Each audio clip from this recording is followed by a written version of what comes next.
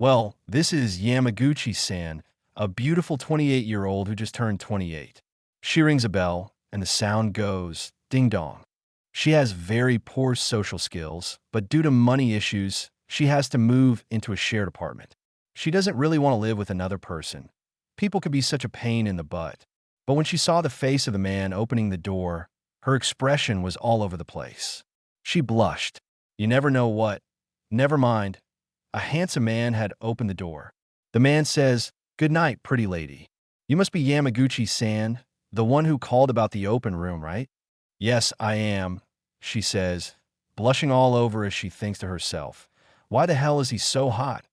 Well, the man replies, "All right, what are you waiting for? Come on in." We observe her not making eye contact. She couldn't, but in her mind, she had already decided this was heaven. It looks like the moving team she hired arrived a bit earlier, and the man had put her stuff in the closet for her. "If you don't mind, of course," he adds. She doesn't mind, blushing even more as she thinks, "I can't believe this is happening." "Yes, no problem," she replies. "I also unpacked a futon," he says, "and the AC controller is there if you need it." Here they are, in her room, a small room, but with a cozy companion. Her redness doesn't go unnoticed. The man says, "You seem pretty red. In any case, I'll be in the kitchen. Call me if you need anything." "Yes, I'm fine," she says, still avoiding eye contact. When the man finally leaves the room, she sighs a breath of relief, thinking, that was the most exciting thing that's ever happened to me. With a smug look on her face, she happily opens the closet. She thinks to herself, with such a good mood, organizing will be easy. But as she opens it and sees she has to unpack almost all her boxes, she reconsiders. Maybe tomorrow. Yes, tomorrow. I have work early, and it's 10 p.m. after all. I don't look like a workaholic anyway. She takes off her sweater, thinking organizing is pretty time-consuming. I'd better go to sleep. As she turns on the AC. Nice cool air flows toward her skin, and she feels refreshed. Lying down on her futon, she smiles, thinking this can't get any better. Then she remembers the man's face and thinks, I really can't believe my luck. I'm living with such a damn hot guy. She rolls around in bed, thinking this is the best thing that's ever happened to me. This results in her staying up very late. "My name is Kairi Yamaguchi," she narrates. "And yesterday, I moved into a shared house with a hottie. I couldn't sleep an inch because of the excitement, and today I'm so damn tired. I really should have gone to sleep last night." We observe the dark circles all over her face as she thinks, worst of all, the pipes started leaking gas in my office. That's why they sent us home before the first coffee break. She feels so gloomy, thinking things were already bad, and now the day couldn't get worse. She considers going home, realizing it might be a good thing. At least she'll see the hot man, Hachi Bonasan. Blushing and sparkling all over, she thinks maybe getting off work isn't so bad after all. She'll deal with her stuff, get to the apartment, and everything will be fine.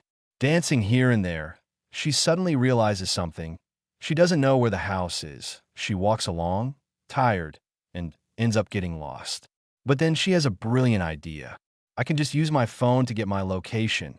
Taking out her phone, we observe it has no battery. Gets out a battery. What should I do? She thinks, sniffing. This day really is bad. A ringing sound from a door opening catches her attention. Looking toward it, she discovers a coffee shop, the Atsui Coffee Shop. Is that really its name? She wonders. Such a weird name for a coffee shop. But her blank expression turns to happiness. She hasn't had coffee all day.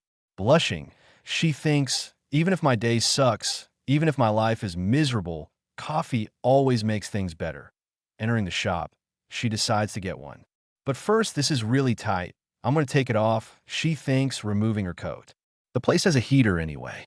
We observe the heavy weight of her chest as she rests it on the table, feeling much better. Someone greets her, "Good morning." This person is smoking. With her bright character, she sings back, "Good morning." The man says, "Just so you know, we're almost at closing time. So instead of you paying full price, leave it on the house, all right? I'll take care of it. You just think about what you want, okay?" It's the handsome guy.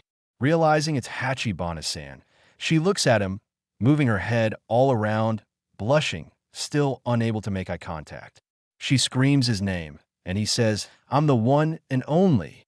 He doesn't seem to recognize her at first, but then he thinks, "Wait, do I know you from somewhere?" Blushing a little, he asks, "By any chance, are you Yamaguchi?" Stumbling and mumbling, she turns bright red. "Yes, I am," she says. "Nailed it," he laughs. "I almost didn't recognize you with that hairstyle." Trying to lighten the situation, he adds, "Don't get me wrong, you really look cute regardless." Now, blushing even more, she hides her face with the menu as he asks, "Are you okay?" She looks down, thinking he called me cute. Thanking him silently, she notices him blushing too. He thinks, "Cute. Anyway, what would you like to have?" he asks. Peeking at the menu, she already knows. "If it's not too much, I'd like a piccolo latte." "Of course," he says. "I'll get it in no time. You just take it easy, okay, Yamaguchi-chan?"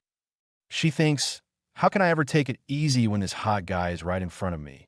Blushing, she mutters under her breath, calling him an idiot. He turns around. "Did you say something?"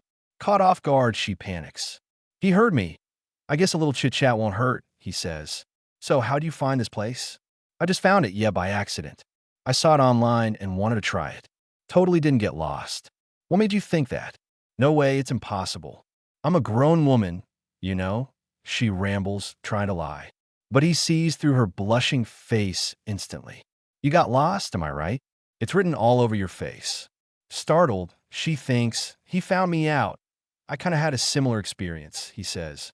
"Don't worry, this is actually how I found this place. But that's a long story for another time." Her coffee is ready, and he adds, "What if I help you get home when you finish up? That'd really help me out." She thanks him and sips the coffee, blushing because it's so good. We observe him sitting beside her at the bus stop. It turns out the house is just 2 stops away. "You really are a bird brain," he teases.